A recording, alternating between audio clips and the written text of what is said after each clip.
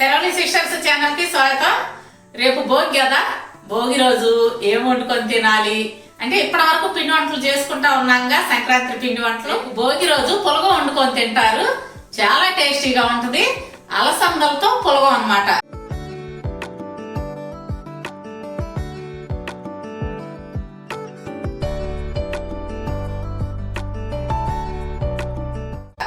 పెద్దోళ్ళు ఊరకనే పెట్టలేదండి, సాంప్రదాయాలు పద్ధతులు ఇవన్నీ, ఈ ఆహారపు అలవాట్లు కూడా.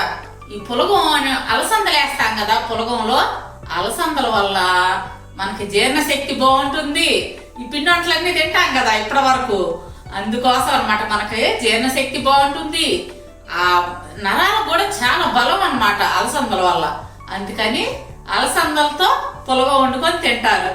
చాలా ప్రాంతాల్లో తింటారండి. కొంతమంది అయితే పెసరపప్పుతో చేసుకుంటారు. అది కూడా చేశాను నేను, పెసర పొంగల్ అని చెప్పి. కావాలంటే లింక్ ఇస్తాను, అది కూడా చూడండి, ఆ వీడియో కూడా. ఇవి ఎలా చేయాలి ఏంటి అనేది నేను చేసి చూపిస్తాను, చూసి అలాగే చేసుకొని తిని చూడండి. చాలా ఈజీగా 5 నిమిషాల్లో చేసుకోవచ్చండి. అమ్మో 5 నిమిషాలు అన్నానని మీరు లెక్క వేసుకొని 5 నిమిషాల్లో దాటిందని అడగొద్దు, చాలా ఈజీగా చేసుకోవచ్చు. ముందుగా ఈ పులగానికి కావాల్సింది అలసంద బద్దలు. మనకి అలసంద గుండ్లు దొరుకుతాయమ్మా. ఆ గుండ్లు మీరు ఇసురుకుంటే బద్ద వస్తుంది. లేదు ఈ రోజుల్లో పిల్లలకి ఇసురురాయి అవేం ఉండలేదు కదా, మీరు షాప్లో మాల్స్లో అడిగితే అలసంద బద్దలు దొరుకుతాయి. ఈ విధంగా ఉంటాయి అన్నమాట బద్దలు. వీటిని తీసుకోవాలి. 1 కప్పు అలసంద బద్దలు. వీటిని కొన్ని ప్రాంతాల్లో బొబ్బర్లని కూడా అంటారు. స్టవ్ మీద బండి పెట్టుకొని వీటిని దోరగా వేయించుకుందాం, మీడియం ఫ్లేమ్ మీదే. పెద్ద మంట మాత్రం పెట్టబాకండి.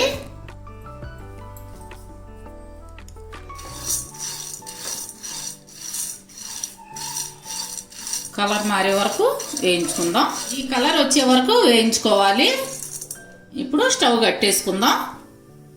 ఇవి మీకు పొట్టు లేకుండానే అమ్ముతారమ్మా, పొట్టు కూడా ఉండవు.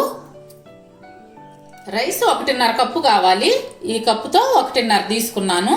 అలసంద బద్దలు దీంతో 1 తీసుకున్నాం కదా, 1కి 1.5 రైస్. ఇప్పుడు ఒక కుక్కర్ తీసుకొని అందులో ఇందాక వేసి పెట్టుకున్న అలసంద బద్ద, బియ్యం, వీటిని శుభ్రంగా కడిగి పెట్టుకుందాం.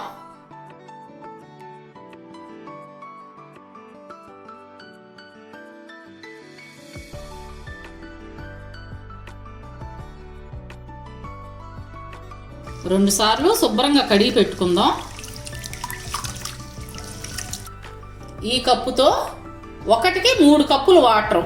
మనం 2.5 కప్పు వచ్చినాయి కదా బియ్యం కానీ అలసందలు కానీ, అప్పుడు 7.5 కప్పు వాటర్ పోసుకోవాలి.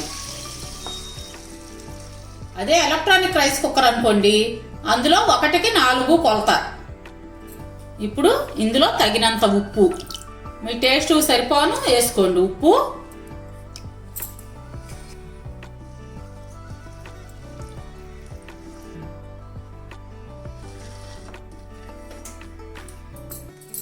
ఇప్పుడు స్టవ్ వెలిగించుకొని 6 లేదా 7 విజిల్స్ రానివ్వండి. విజిల్స్ 7 వచ్చినాయి. ఇప్పుడు మూత తీసి చూద్దాం.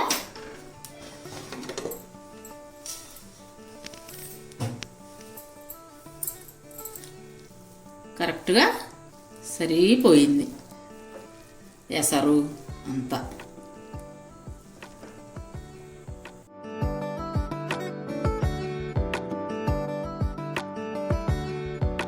పులగం ప్లేట్లో తీసుకున్నాను. దీంతో టమాటా పచ్చడి కాంబినేషను చాలా బాగుంటుందండి. పచ్చిమిర్చి టమాటా పచ్చడి అన్నమాట. అందులో కొంచెం నెయ్యి వేసుకొని తింటే చాలా టేస్ట్. ఇదిగోండి ఈ పులగాన్ని రేపు భోగి రోజున చేసుకొని తిని చూసి ఎంత టేస్టీగా ఉందో నాకు కామెంట్స్ లో చెప్పండి. సరే బుజ్జమ్మాయి, చూసారు కదండి చెల్లి చేసిన పులగం.